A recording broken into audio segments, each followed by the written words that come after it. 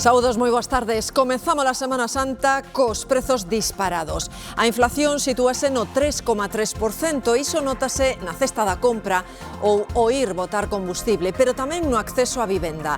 O Banco Central Europeo estuda encarecer os préstamos e as hipotecas. Se a guerra se prolonga, o Banco de España calcula que a inflación pode chegar a dispararse ata o 6%. Os prezos preocupan a Carlos Cuerpo, que dende hoxe é o novo vicepresidente primeiro do Goberno.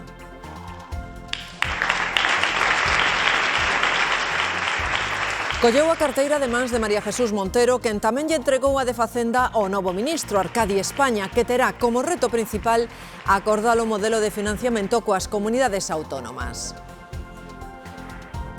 En Galicia xa hai data para o debate de política xeral. Vaise celebrar a comezos de abril, probablemente entre o 8 e o 10. Na cita, Alfonso Rueda marcará os obxectivos políticos do ano, entre eles a vivenda e a sanidade. Nunha empresa de Ribeira viviron momentos de moita tensión.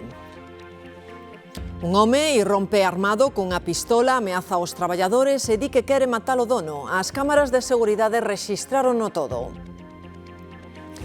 Culpable de asasinato con aleivosía é o veredicto unánime que acaba de ditar o xurado contra Florian Rama, o autor do crime de Salceda de Caselas.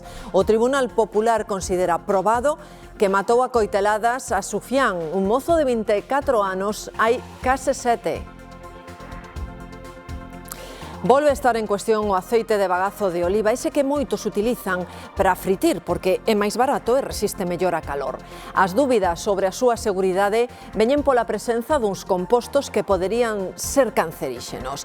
Neste telexornal Mediodía vemos que sabe a ciencia sobre este aceite, xa lles adiantamos que poden seguir usando.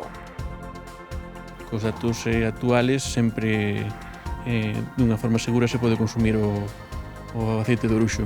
Non hai ninguna problemática. Nos deportes hoxe seguimos ya a pista a selección, partido amigable entre España e Serbia esta noite ás 9. Luís de la Fuente busca configurar o equipo definitivo pro Mundial deste verán.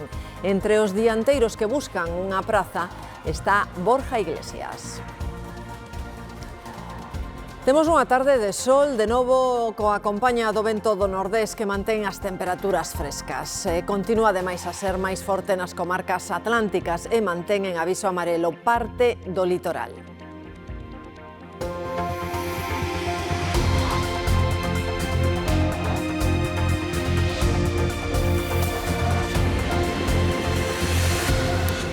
Ás portas xa da Semana Santa os prezos dispáranse. A inflación escalou en marzo ata o 3% tralo impacto da guerra. Carlos.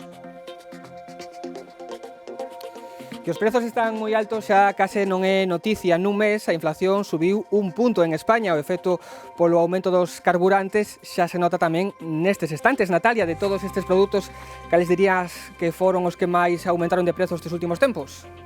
Pois sobre todo subiron a leite e os ovos bastante tamén subiron. En general todo, café, moitas cousas, pero sobre todo a leite e os ovos. Os cartos voan, repiten no mercado. O IPC subiu en marzo ata o 3,3%, sobre todo polo aumento dos alimentos, que se volveron case un 5% máis caros que hai un ano. Se antes ibas con 50, ahora xa vas con 100 euros polo que poda pasar. Todo, subió todo. Hay que comer un poquito menos, pero hay que comer. Que las pensiones se quedan cortas. Suben as cousas, sí. Nós non as subimos, porque senón o pouco cliente que temos xa o perdemos. Sigue un pouco la línea, claro, a veces llevan un pouco menos. Moito menos, moito. Menos da mitad do que se vendía. A culpa, efectivamente, é da guerra e da suba dos carburantes. As rebaixas do goberno aínda non tiveron efecto no cálculo do IPC. Deixe de gastar noutras cousas. En ocio. A lo mejor de comprar ropa o comprar otra cosa de tal o de ir de viaje ya non podemos ir. É a maior suba de prezos en case 4 anos e aínda non se nota en todos os sectores. Se nota sobre todo que o gasto o fan sobre todo no momento de cobrar o que é o soldo. Pues si te sube 1 euro o 2, pues hasta mucha gente lo ve normal.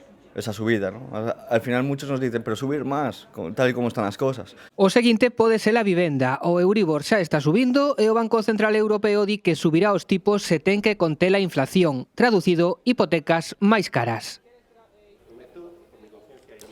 O Ministerio de Carlos Cuerpo, Economía, vai seguir ocupándose dos prezos como ata agora, pero o sucesor de Nadia Calviño no Ministerio tamén se vai encargar da vicepresidencia primeira do Goberno, que recae por vez primeira en mans dun home.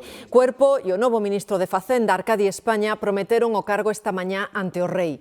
España asumiu o modelo de financiamento que pactou o Goberno cos independentistas cataláns. Montero pasa o testemuño, deixa o Goberno para competir en Andalucía. Con Carlos, con Arcadi, el testigo volará. Carlos Cuerpo, un técnico sen carné do PSOE que escalou ata chegar a número 2 do Goberno, como lle dixo súa nai. Ai, hijo, todavía no me lo creo. Acordouse no acto de onde ven do legado de seu avó. De la mina a la vicepresidencia. E para este novo cargo, Sánchez pediulle isto. Lo que él me ha dicho es que siga siendo yo mismo. Así de sencillo. Outro economista, Arcadi España, este con máis percorrido político no PSOE, recolleu de Montero a carteira de Facenda. Que pesaba bastante. Luego veremos lo que hay dentro. Dentro están os deberes pendentes, a reforma do financiamento autonómico e os presupostos xerais. Ai. Suspira imitando a Montero, pero ela ten toda a confianza nas súas capacidades. La capacidad de decir que no cuando llega el momento. De entrada no, lo veremos con cariño. Os nomeamentos non convencen o socio da coalición, os desencontros entre Yolanda Díaz e Carlos Cuerpo son notorios. Es que es casi ser de mala persona. Podemos cree que Sánchez desaproveitou a oportunidade de sacar a Marlaska e Robles do Goberno. Dos personas que son claramente de derechas. E pro PP máis do mesmo. Ha hecho cambios estéticos, pero él sigue. Os populares xa solicitaron a comparecencia de Cuerpo e España no Senado. Sobre ese modelo de financiamento quere falar Galicia, a Xunta urxe ao novo ministro de Facenda que se sente a negociar un novo sistema con todas as comunidades. Todas as decisións importantes que tomou no que atinxe as finanzas autonómicas galegas foron moi perxudiciais para a nosa comunidade autónoma. Esperamos que pense máis en todas as comunidades autónomas e non son os socios de goberno. O que se avanza en asunción de competencias é o País Vasco, que negocia con Pedro Sánchez coxestionar os aeroportos da comunidade. Con esa competencia van poder decidir sobre investimentos ou tráfico de pasaxeiros. Y esto va a permitir tres cosas, fundamentalmente. Mejorar e impulsar las capacidades de nuestros aeropuertos, influir en las inversiones y los planes que las definen, mejorar la conectividad, las líneas y las rutas y el servicio de los aeropuertos de nuestro país, y creo que es muy relevante. De servizos que se financian cos cartos de todos se vai falar no próximo debate de política xeral de Galicia. Celebrarse a volta da Semana Santa, Jesús. Si, hola, que tal? Pois será a volta da Semana Santa e será a mesa do Parlamento o próximo martes quen fixe as datas concretas, pero todo apunta a que pode ser os días 8 e 10 de abril. Desde o Grupo Popular apuntaban esta mañá a normalidade deste tipo xa de convocatorias en Galicia, en contraste co que sucede, ou máis ben co que non sucede, no Congreso dos Deputados. E adiantaban tamén que haberá anuncios de medidas sociais por parte do presidente da Xunta para tentar paliar os efectos tanto da guerra en Oriente Medio como de falta de orzamentos do Goberno Central. Ese funcionario estatal a tenda, a partir de mediados de abril, vai traballar menos. A xornada redúcese a 35 horas semanais, Xoel. Sí, o ministro para a Función Pública, Óscar López, chegou hoxe a ese acordo cos tres principais sindicatos dos funcionarios para reducir a súa xornada en 2 horas e media, polo que esa xornada vai pasar de 37,5 horas a soamente 35 horas semanais. Un acordo que vai beneficiar a preto de 250.000 traballadores da Administración, que non exclúe, ademais, a ningún ámbito, a diferenza do que se propuxera dende un comezo por parte do Executivo, pero que chega con todo con case 3 anos de atraso. Dende o Goberno Central explican que o seu obxectivo é intentar levar a cabo a aplicación desta medida de xeito prácticamente inminente, como tarde a mediados do mes de abril, e dende o Ministerio da Función Pública lembran tamén que esa transición cara a nova xornada se vai facer sempre garantindo a correcta prestación do servizo público e tamén a correcta atención á cidadanía. No campo, os beneficios dos agricultores diminúen. Os sindicatos agrarios protestaban deste xeito en Teixeiro. Interceptaron un condutor que traía leite de Portugal e tiraron os 15.000 litros que traía esa cisterna. Unións Agrarias asegura que é unha práctica habitual das empresas que queren baixar o prezo que lle pagan os produtores polo leite. Outro conflito aberto está na sanidade e segue enquistado. As comunidades pídenlle á ministra Mónica García que mostre vontade negociadora. Ela deixa a pelota no tellado dos sindicatos que manteñen a folga de abril. A ministra coloca a pelota no tellado dos sindicatos. Son eles, asegura Mónica García, os que teñen agora a palabra para, por fin, a folga. Desde el Ministerio de Sanidad hemos cumplido con nuestra parte, ahora le toca a los sindicatos médicos cumplir con su parte y toda lógica diría que después de Semana Santa desconvocarán las huelgas.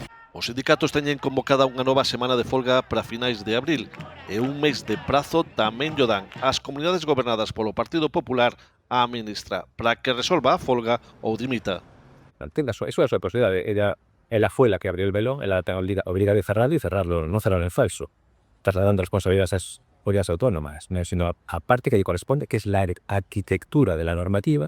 A ministra xa advertiu que os gobernos autonómicos teñen competencias en varias das reivindicacións dos profesionais. Dende as comunidades gobernadas polo Partido Popular consideran que o Ministerio está a pôr en perigo o Sistema Nacional de Saúde e perxudicando gravemente os doentes. Fíxense neste dato, a metade das vivendas en Galicia páganse ao contado, sen hipoteca, son 5 de cada 10. E que vivenda se compra? Pois depende, pero a media está nun piso de 80 metros cadrados de 130.000 euros ou unha casa de 120 metros cadrados por uns 104.000 euros. O dato exacto fala de que o 54% das operacións de compra-venda de vivenda en Galicia resólvense cun pago ao contado. Somos a quinta comunidade con máis operacións deste tipo. O protagonista dela, un tipo de comprador concreto. Xente de 40 anos, os alquileres están moi altos, entonces é unha forma de, digamos, invertir.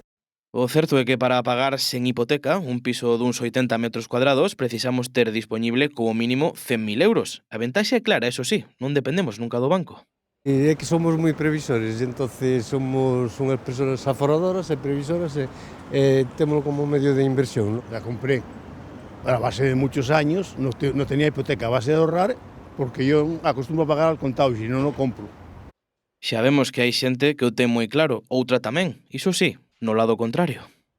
Es imposible. O sea, yo no sé dónde sacan el dinero porque realmente las hipotecas de cualquier piso ahora mismo en Lugo, o sea, a partir de 400.000. ¿Quién tiene 400.000 euros?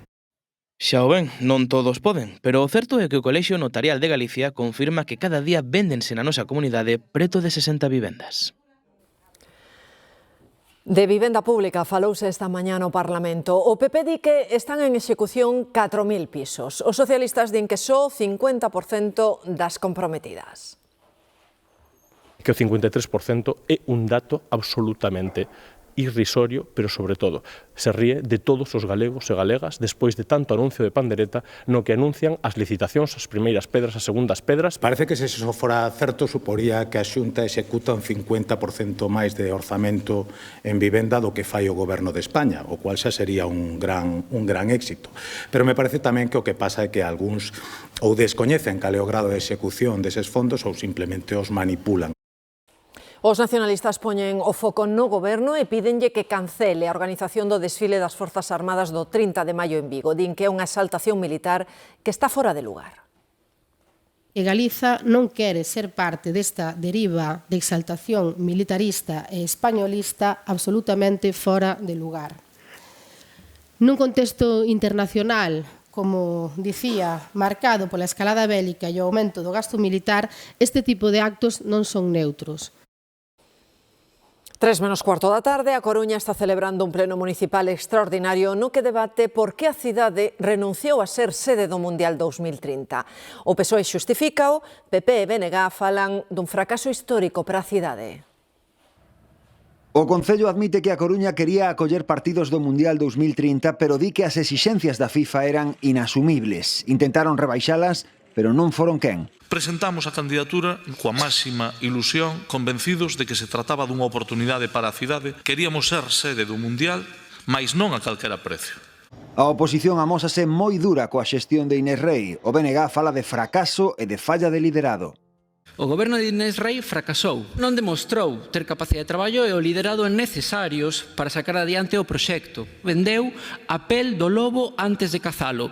O anuncio da semana pasada parécenos tamén unha tomadura de pelo. O PP, pola súa banda, acusa a alcaldesa de enganar os coruñeses e de deixar pasar unha oportunidade histórica. Decía que tenía un proyecto riguroso, sensato, ilusionante. Hablaba que era un hito histórico para Galicia. Mentiras, mentiras y mentiras. ¿O desconocen ustedes la documentación que nos dio la universidad diciendo el impacto económico que iba a tener el Mundial 2030 en A Coruña? Que hablaba de más de 10 millones de euros en cada uno de los partidos de gasto. O hablaba de la cantidad de empleos que se iban a generar. O es muy fácil vestirse de la camiseta de naranjito y salir anunciando como el gran proyecto único. Eso es lo único que nos ha quedado, ese ridículo mundial. Encaramos a primeira gran campaña turística do ano, a de Semana Santa, e as perspectivas para a nosa comunidade son boas. Xa hai reservas do 80%.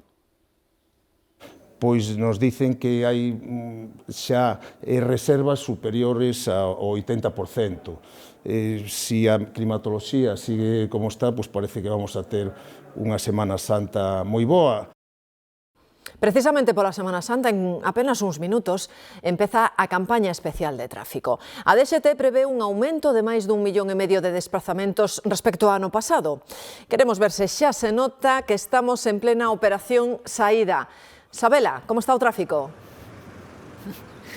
Pois Marta, sí que notamos un aumento do tráfico a esta hora, é mediodía e venres para moitos comeza unha longa tempada estival toda a Semana Santa e notamos tamén, ademais de máis presencia de tráfico, máis presenza de vigilancia, de Garda Civil. Haberá máis controis, haberá máis vigilancia dos axentes por esta operación especial de tráfico de Semana Santa. Comeza agora en nada, son as 3 menos cuarto, case menos 10, as 3 en punto, comeza esa primeira fase da operación saída que irá ata o domingo. Espéranse nesta primeira fase máis de 4 millóns de desplazamentos por estrada en toda España, pero en total, con esa primeira fase e a segunda que durará ata o luns 6 de abril, espéranse máis de 17 millóns de desplazamento por estrada por toda España, máis de 1,5 millón só en Galicia. As distraccións, contannos desde a Garda Civil, seguen sendo a principal causa de accidentes ao volante, polo tanto, seguen pedindo que extrememos moitísimo a precaución ao volante.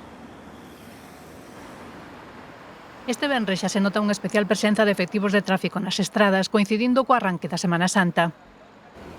Nada, un control rutinario de documentación, facer a prova de alcoholemia e un poquinho máis. Ya está, puede retirar la boquilla. Da usted 0, ¿de acuerdo? Puede continuar. Nesta primeira fase da campaña especial de tráfico ata o domingo á noite, a DXT estima que haberá máis de 4 millóns de desplazamentos en toda España. Nos controis, a máis do test de alcohol ou drogas, revisarase tamén a documentación do coche e do condutor. Foi fora de plazo a ITV. Estos son 200 euros, 50% de desconto, 100 euros. No tiene la pegatina colocada. Una vez comprobada sí que la lleva, se le dice que la coloque, ¿de acuerdo? Que la tiene guardada en la guantera. Tendo en conta que moitos vehículos se dispoñen a un desplazamento longo, revísase tamén a disposición da carga. E ademais fan fincapé nunha das novidades deste ano, a sinalización obrigatoria coa baliza V16 en caso de avaría. En xeral, este reforzo da vixilancia e das recomendacións é maioritariamente ben asumido polos condutores. Me hacen bien que hagan los controles, está bien. Bueno, está bien. Si están para lo que están, sí, si no, no. Creo que son necesarios para controlar a xente que non cumple. Hay gente que anda sin papeles, sin nada, pues hacen bien. Sin seguro, sin nada y pues pasan las cosas. A 10 minutos de que dean as 3 en punto da tarde, fixámonos en 2 puntos da rede viaria galega. Estas son imaxes da cámara da DXT na principal vía de entrada e saída da Coruña, onde xa temos certo nivel de tráfico fluido nestes momentos. Mais ao sur, na A55, en Mos concretamente, esta imaxe, o tráfico tamén é fluido, non hai retencións, pero xa ven que están circulando os vehículos. Nesta mesma vía que acabamos de ver, tamén no Concello de Mos, houve unha accidente moi aparatoso esta mañá. Foi un choque múltiple, con 4 coches implicados. Un deles acabou sobre a mediana. Non houbo feridos graves, pero sí que se formaron retencións de máis dun quilómetro porque coincidiu coa hora na que moitas persoas se dirixían a Vigo para traballar. Precisamente en Vigo xa se pode pedir taxi e pagar a carreira a través dunha aplicación. Os taxistas queren modernizarse para seren máis competitivos nun mercado onde os VTC gañan terreo. Sinxelo e rápido, desde hoxe os usuarios que descarguen Blir poderán utilizar a aplicación para pedir un servizo directamente desde o móvil e tamén pagalo sabendo o custo da viaxe previamente. Nosotros calculamos el precio en base a la distancia. O sea, el precio va a ser siempre el mismo. Una VTC clásica pues lo hace en base a la hora, la demanda, si hay algún acontecimiento, si hay mucho, menos. Nosotros no. Para os máis de 400 taxistas da Central de Radiotaxi de Vigo, a aplicación moderniza o sector para competir nun mercado no que os VTC operan cada vez en máis cidades. A cidade vai cambiando cada vez máis rápido e temos que adaptarnos, temos que ser máis competitivos. A cidadanía en xeral e sobre todo a xuventude estaba demandando este tipo de servizo porque hoxe sobre todo a xente usa o móvil. Os usuarios agardaban con gañas este novo servizo que lles ofrece comodidade. Y yo que cojo taxis normalmente me parece más cómodo, ¿no? Que estar llamando, esperando. Entonces, pues mira, ahora que los taxistas también se vayan modernizando un poco. A día de hoy que estamos acostumbrados a hacer pues, muchas cosas con el móvil, pues que sea también en modo de aplicación. Trátase dun proxecto común no que participan 40 cidades de toda España e Vigo é a primeira en poñelo en marcha. O Servizo de Gardacostas de Galicia dispón de 87 vehículos, 24 embarcacións e 2 helicópteros para vixiar por terra, por mar e aire o noso litoral. O seu labor principal é protexer os recursos pesqueiros, sobre todo fronte ao furtivismo, pero tamén traballan en rescates, en a loita contra a contaminación mariña. E é que Galicia é a única comunidade cun servizo propio de gardacostas que este ano se reforza con 12 novos vehículos e 2 novas patrulleiras. Con eses medios, búscase facilitarlle o traballo ás máis de 150 persoas que integran o servizo. Dende a súa creación hai 30 anos, o Servizo de Gardacostas ten rescatado máis de 2.000 persoas, aínda que a súa actividade principal segue a ser a loita contra o furtivismo. O traballo fundamental é a protección de recursos, tanto pesqueiros, marisqueiros como de acuicultura de Galicia, e despois agora ten tamén outras funcións que son de salvamento marítimo e loita contra a contaminación mariña. Para vixiar a costa dende a terra súmanse 12 todoterreos como estes que axudarán a remolcar embarcacións, transportar material anticontaminación e patrullar o litoral. Frente ás actuacións que ao final esquilman os nosos recursos e van en perxuicio xeral, para iso é necesario tamén estar aí nese labor permanente. A Xunta destina a este servizo este ano a contía máis alta da súa historia, 18 millóns de euros. É unha parte de chamar a atención, de decir ya aos galegos e as galegas, a sociedade que temos un servizo moi profesional, máis de 140 profesionais, ahora vamos a ampliar con 23 máis. No 2025, Gardacostas realizou 10.000 inspeccións para tallar a venda ilegal de produtos do mar.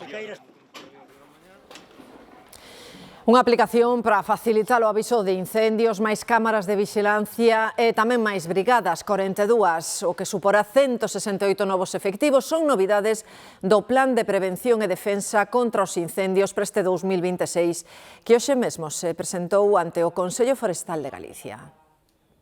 Que este ano incorporamos novidades nas que se implementarán, dependendo de cales, pois ao longo do ano. Por exemplo, pois as brigadas se implementarán en época de alto risco ou os bulldozers dos que falaba. Pasaron xa máis de 2 meses do accidente de Adamuz e hoxe Óscar Puente asegurou que aínda non se enviaron ao laboratorio as pezas da vía que se rompeu. Puente explicou que a investigación segue en mans da Xustiza e da Comisión que investiga os accidentes ferroviarios. Lo que sí es cierto es que no puedo aportar grandes novedades en la medida en que lo fundamental, que es el análisis de laboratorio de las piezas que fueron incautadas en el lugar de los hechos, todavía no se ha producido, ni siquiera se han mandado al laboratorio las piezas, ¿no? 6.000 euros de multa por cabeza é o que se expoñen 3 mozos de Carballo por facer motocross nas dunas de Razo e Baldaio. É un espazo protexido onde hai especies de flora e fauna en perigo de extinción. É o espazo natural de Razo e Baldaio, diverso e protexido por varias figuras ambientais. E, ademais, dos últimos refuxios que teñen algunhas especies case extintas. E a pillera das dunas, que é unha ave que só quedan 80 parellas en Galicia, que está catalogada como vulnerable no catálogo galego de especies ameazadas. E aparte temos algunha planta tamén, un endemismo da provincia de Coruña, que se chama en latín Iberodes. Pois por aquí metéronse estes días 3 rapaces para facer motocross. As motos erosionan un ecosistema xa débil que medra en area, que son os ecosistemas dunares. E claro, ahora estamos a pillera en plena temporada de cría. Tamén temos a Iberodes, que só está 4 meses no ano, empeza ahora. Hai conciencia para protexer este patrimonio na zona e, de feito, veciños e paseantes axiña alertaron a policía local en canto viron os mozos coas motos polas dunas. Claro, non se pode. Non deberían de facelo, pero, en fin, é verdade que de vez en cando sí que veñen por aquí algúns facendo tonto. A estes colléronos, malia que nun primeiro momento tentaron fuxir. A aventura pode saírlles a 6.000 euros por cabeza. Podría ser, ou máis, dependendo se, claro, se afectan a especies ameazadas. Hai 3 anos pasou unha moto e un niño que tiña 2 ovos, pois pisou un dos ovos. Eso é un delito. Para protexer este espazo, nin saír dos sendeiros, nin ceibar os cans, nin, por suposto, andar con vehículos a motor. Os danos poden saír caros en moitos sentidos. E segue medrando a causa xudicial pola caída dunha pasarela de Santander en que morreron 6 rapaces. A xuíza imputa unha persoa máis, a xestora do 112, que colleu a chamada de aviso dun cidadán alertando do mal estado da ponte antes de que pasara o accidente. Desde hoxe son 4 os investigados pola morte de 6 mozos que caeron ao baleiro na pasarela do Bocal en Santander. A última é a xestora do 112 a quen a xuíza lle coa súa situación procesual. Esta persoa foi quen colleu unha chamada un día antes do accidente avisando do mal estado da ponte. Remitiulle parte a unha policía local, outra das investigadas, quen non lle deu a suficiente importancia ao aviso. Tamén están imputados 2 funcionarios de Costas, a quen a xuíza considera no auto responsable da conservación e mantemento da pasarela. Nesta primeira xornada de declaracións, testificou ademais o veciño que alertou o 112 e os 2 ciclistas que atoparon o paso roto e as vítimas no fondo do acantilado, entre elas a única moza que sobreviviu pedindo auxilio. E a policía deixou en liberdade o exdeputado de Podemos en Vallé, detido tras un altercado con varios axentes en plena rúa de Madrid, despois de negarse a identificarse, segundo a versión da policía. Podemos denuncia que o seu arresto foi froito dunha redada racista. Acusan o exdeputado da Asamblea de Madrid dun delito de atentado á autoridade e outro de lesións. Durante a liorta, 5 axentes quedaron feridos. Íñigo Errejón volveu acudir aos xulgados, esta vez para ratificar a querela que presentou el contra Elisa Mouliá, que o denunciou por agresión sexual. O exvoceiro de Sumar di que non actúa para defenderse, senón para frear as difamacións da actriz contra el. E o xurado popular declara culpable o home de orixe albanesa acusado de matar un mozo marroquí de 25 anos en Salceda de Caselas en 2019. O acusado estivo fuxido durante 4 anos, localizárono no Reino Unido. No xuízo, a acusación chegou a cualificar o crime como unha auténtica cacería. Alejandro. Si, Marta, o xurado deu por probado que durante aquela noite do ano 2019 o acusado sacou un arma branca e asestoulle varias coiteladas á víctima, coiteladas que en algúns casos alcanzáronlle órganos vitais o que lle provocou a morte. Si que non deron por probado o agravante de asañamento. Agora será a maxistrada a que teña a última palabra, pero lembremos que tanto Fiscalía como a acusación particular piden para el 25 anos de prisión e tamén unha indemnización de 300.000 euros. Pola súa banda, a familia da víctima di estar satisfeita co veredito do xurado. Nosotros salimos súper contentos con el resultado que nos han dado los miembros del tribunal jurado y nada, lo han declarado culpable por un delito de asesinato, que era lo que estábamos pidiendo tanto la acusación particular de la familia como Fiscalía, y nada, estamos contentos de poder al fin poder cerrar un ciclo y seguir adelante con nuestra vida. En Porto do Son, a Garda Civil detivo un veciño acusado de acoitelar o seu irmán. Sucedeu no domicilio familiar no medio dunha forte discusión, Iria. Si, segundo puidemos saber, os implicados son dous irmáns de 68 e 70 anos que, por motivos que se investigan, iniciaron unha discusión no interior desta vivenda que comparten na parroquia de Xuño. Un deles foi detido pola Garda Civil acusado de acoitelar o seu irmán, que foi trasladado ferido de gravidade ao Hospital da Barbanza. Arestora, a Policía Científica está no interior da vivenda buscando probas que axuden a esclarecer o caso. O detido, pola súa banda, está prestando declaración en Noia e aínda non pasou a disposición xudicial. E un preso matou o seu compañeiro de cela nunha prisión de Sevilla. Foi nun módulo para internos non conflitivos. A espera da autopsia todo apunta a que o agresor esganou a vítima por motivos que aínda se descoñecen. O presunto homicida está xa en illamento. As cámaras de seguridade dun negocio de Ribeira gravaron o tenso momento en que un coñecido delincuente se presentou cunha arma dicindo que ia matar o propietario do local mentres apuntaba aos empregados. Os cartéis que advirten da existencia de cámaras de seguridade neste negocio de Palmeira, en Ribeira, non amedrentaron o individuo que o martes pola tarde se presentou nunha furgoneta vermella, acompañado dunha muller como se ve nas imaxes da grabación. Accedeu ao recinto empuñando un arma, apuntou a dous empregados e proferiu ameazas de morte contra o propietario do negocio que non estaba ali. Este está convencido de que o delincuente se equivocou porque nun determinado momento baixou do coche unha muller, díxolle que non era a persoa que buscaba e marcharon.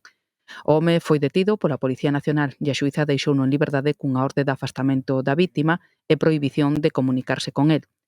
Trátase dun coñecido delincuente con múltiples antecedentes por tráfico de drogas e roubo. Os veciños aseguran que ten un taller ilegal e dedícase a roubar pezas noutros negocios para reparar os coches. O empresario ameazado contounos que recentemente unha das vítimas deses roubos foille chamar a atención ao delincuente e tiveron máis que palabras. Pensa que o martes ia buscando vingarse desa persoa e confundiuno con el.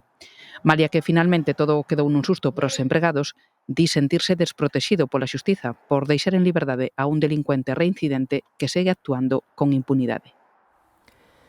En Vigo, a Policía Nacional rexistrou un piso e atopou agochados no trasteiro 500.000 euros vinculados ao narcotráfico. A vivenda está na zona de Castrelos, de onde estamos vendo as imaxes en directo. A operación está dirixida por un xulgado de Ceuta. Hai 3 persoas detidas nesa cidade e unha en Pontevedra. Tamén se están producindo rexistros en varias cidades andaluzas. É unha operación que segue aberta e na que non se descartan novas detencións. Vexan o que atoparon os axentes nunha vivenda do sur de Italia. É unha morea de animais exóticos e perigosos, entre os que había 2 anacondas de 5 metros de longitude e 80 kilos de peso, ou 4 pitóns birmanas de 3 metros. Atoparon tamén un caimán de 1,5 metros e un varano acuático. Unha porta disimulada nun falso tabique daba acceso á sala onde estaban agochados estes animais. Agora buscan o dono, un home con múltiples antecedentes. E o que ven é un dos maiores alixos de tabaco incautado nunca en España. 100 toneladas, é dicir, de 100.000 kilos. Comisárono nunha fábrica ilegal a grande escala nun polígono de Granollers, en Barcelona, e detiveron as 20 persoas do grupo organizado detrás desta produción masiva. Mercaban a picadura de tabaco en países de Europa do Leste e facían todo o proceso ata que acababa no mercado listo xa para vender baixo distintas marcas falsificadas. Producir entre 850.000 y 900.000 cigarrillos diarios, lo que equivale a 45.000 cajetillas de tabaco al día. Entraba hoja de tabaco y salían cajas de tabaco como las que se venden en los estancos. Si le pusiéramos un rótulo en el acceso del polígono industrial, pues pasaría por una fábrica normal y corriente de producción de tabaco, ¿no? A Garda Civil detivo un médico dun centro de saúde de Cullera, en Valencia. Está acusado de agredir sexualmente dúas mulleres que acudiran á súa consulta.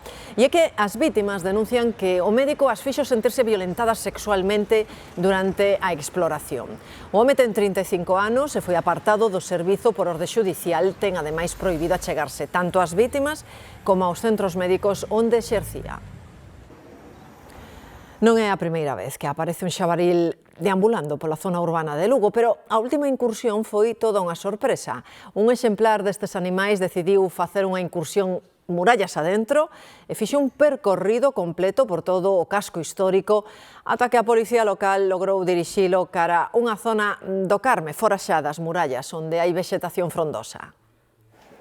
Como un peregrino máis facendo o camiño primitivo, entrou pola porta de San Pedro e enfilou cara á catedral. Eu estaba traballando aquí no bar e vin que a xente salía toda e empezaron a decir que había un xabalí pola calle. Imagínate, por la calle San Pedro, una calle tan pequeña, la gente tomando los vinos, pasando por ahí, un animal de eso jabalí, pues la gente se asustó y se quedó asombrada. Peregrino ou turista, porque percorreu todas as prazas e rúas máis céntricas ante a perplexidade das persoas que se foron cruzando con el. Veu dar unha volta, é un turista máis. Es una ciudad muy interesante. Y entonces, pues por eso, aprovecha también, ¿sabes?, para hacer una ruta turística, ahora que además viene el buen tiempo. Unha patrulla da policía local foi acompañando e vixiando o animal, aparentemente moi manso, mentres facía unha incursión polo barrio de Viños. Salva que os porcos bravos pouco saben de reclamos turísticos e de iso de para comer Lugo. Non veu tomar viño, non veu, gracias a Dios, que senón a ver que facíamos ca xente que había dentro do local. Meu ver ambiente, genial. Non é a primeira vez que se ven xabarís en zona urbana, pero nunca entraran que se saiba no recinto histórico. Bueno, ocurriu xa varias veces, pero así solo é raro, non? Os axentes foron guiando ata sacalo fora da muralla cara a unha zona con vexetación e sen edificacións. A que tamén anda xa de paseo tan campante esta cría de camelo que naceu no Zoo de Madrid. Veu o mundo tras máis dun ano de xestación e pesou uns 40 kilos, case nada tendo en conta que os adultos superan a media tonelada. Agora o pequeno dá os seus primeiros pasos en separarse moito de súa nai e baixo a ollada curiosa de toda a familia de camelos. Hai dúbidas sobre os aceites de bagazo de oliva despois de que se pedira a retirada do mercado de algunhas marcas porque tiñan substancias nocivas. Os expertos creen que un consumo prolongado pode ser prexudicial. O aceite de bagazo de oliva obtense dos subprodutos do froito mediante procesos industriais. É valorado na cociña, sobre todo para fritir polo seu sabor neutro e porque soporta temperaturas máis altas. Teño entendido que é bo, sobre todo para freír. Si, é unha fritura. Parece máis consistente e, según creo, é algo máis sano que o de girasol. Sobre esta cuestión hai agora dúbidas despois que se atoparan sustancias tóxicas en 9 marcas analizadas de xeito aleatorio pola OCU. En todas elas había concentracións de moa, hidrocarburos aromáticos que teñen un potencial carcinoxénico. Con todo, os expertos fan un chamamento á calma. Isto é unha intoxicación en efecto por un consumo prolongado no tempo, non por un consumo puntual nunha marca ni nada. Este tipo de aceite está máis exposto a estes contaminantes que os de oliva virxe polo seu proceso de elaboración e envasado. Esa contaminación prodúcese por contacto cos materiales da industria alimentaria, ca maquinaria, e prodúcese esa migración o alimento. Mentres a Unión Europea está elaborando unha normativa para fixar límites de concentración de moa nos alimentos, en España hai que seguir as recomendacións da ESAN, que fixa a limitación destas sustancias en 10 miligramos por kilo de aceite de bagazo. Cos datos actuales, sempre dunha forma segura se pode consumir o aceite de oruxo, non hai ninguna problemática. Hai moitos tutoriais de como facer as típicas gafas para velo ben, e senón as medidas que poda tomar para non dañarme a vista, que ya teño moi dañada. As veces que vin os eclipses sempre foi con gafas de protección, tamén con unha radiografía, sei que se pode ver. Claro que sí, porque nin seguir tutoriais de internet para facer lentes caseiras, nin tampouco non usar radiografías. Iso é precisamente o que non debemos facer para observar a eclipse solar. Hoxe presentáronse unha serie de recomendacións para ver o evento astronómico con total seguridade, tomen nota. A deste verán será unha oportunidade única na vida. Esta é a mensaxe que está calando na sociedade e que está despertando a preocupación das autoridades. Nos concellos do sur, suroeste, non se vai poder ver a eclipse na súa totalidade, polo que se prevén milleiros de desplazamentos cara ao norte e ao leste da comunidade, que van colapsar a AP9. Vai ser unha viaxe moi longa, para ir e, sobre todo, para volver. Por lo tanto, hai que ir con aprovisionamento de combustible, con bebidas, os móviles cargados, algo de comida. Que vexamos a eclipse pero con todas as garantías é o obxectivo. É por iso que o Consello da Cultura Galega está presentando estas recomendacións elaboradas por expertos en astronomía, meteoroloxía, divulgación científica e saúde visual. Poñen especial fincapé nos métodos de visionado. Nada de filtros de soldador, nada de radiografías antigas, nada de poñer cosas de CDs unha detrás da outra. Nada de poñer tres lentes de sol unha enriba da outra. Só se pode ver de forma indirecta ou con lentes homologadas. Impresionante como se ve o sol perfectamente definido. Sí. Con seguridade. Ollo, porque este achado arqueolóxico xa lle gustaría ao mesmísimo Indiana Jones, fíxense. Nesta igrexa de Maastricht, nos Países Baixos, sospeitan que atoparon os restos do famoso mosqueteiro d'Artagnan. Ten sentido, morrerá no século XVII durante o asedio francés a esa cidade, seguramente tras recibir un disparo de mosquete, e o esqueleto atopado ten restos dese proxectil. Ademais, a carón del había unha moeda francesa. Os científicos, un para todos e todos para un, non paran de facer análises para confirmar que atoparon a d'Artagnan. Imos agora co tempo. A principal novidade que nos trae esta tarde non é o sol, senón é a sensación térmica, xa que o nordés segue apertando, fíxense que aínda deixa un aviso no litoral, pero como ascenden un pouquiño as temperaturas, tampouco pensen que demasiado, pero sí que nos poden deixar valores por riba dos 22 graus no sur de Galicia, a verdade é que nos deixan unha sensación ben distinta ás deste día. Se queren saber a sensación que se prevé para a fin de semana, como sempre, despois de deportes volvemos con todos os detalles. Hoxe é o Día Mundial do Teatro. Para celebralo, que mellor que ir ver unha das grandes obras, o Hamlet de Shakespeare. Estáse a representar en Santiago a Tamaio e é a gran produción do Centro Dramático Galego desta temporada.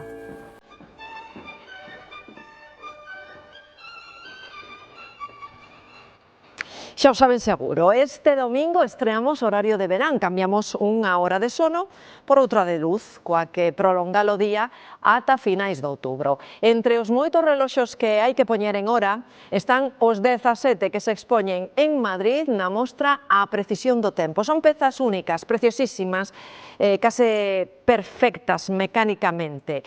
Foron adquiridas polo rei Fernando VII e a súa filla Isabel II. Pretendendo en van que o reloxo se deteña hoxe para afastalo luns, desexámoslles, iso sí, que desfruten da fin de semana.